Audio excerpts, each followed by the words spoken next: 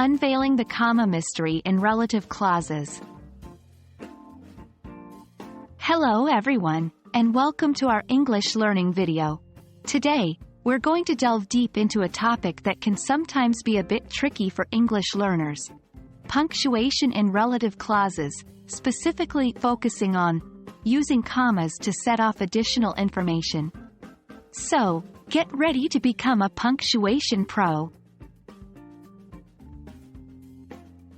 First things first, let's refresh our memory about relative clauses. Relative clauses are parts of sentences that give extra information about something mentioned.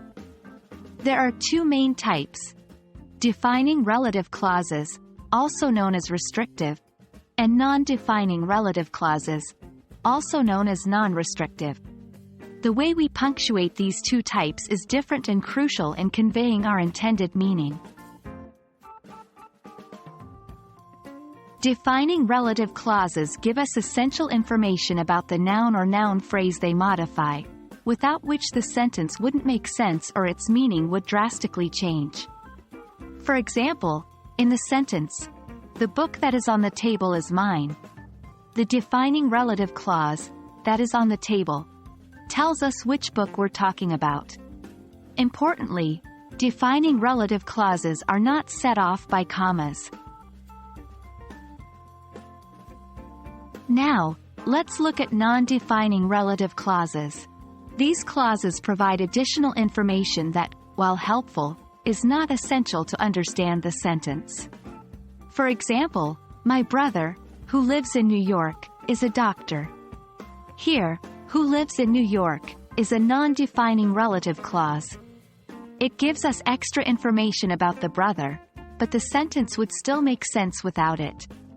Unlike defining relative clauses, non-defining relative clauses are set off by commas. The most common error students make is forgetting to use commas with non-defining relative clauses or using them with defining relative clauses. Remember, if the clause gives us essential information, no commas are needed. If the clause gives us additional, non-essential information, it should be set off by commas. And there you have it. With a clear understanding of defining and non-defining relative clauses, and knowing when to use commas, you can avoid common punctuation pitfalls.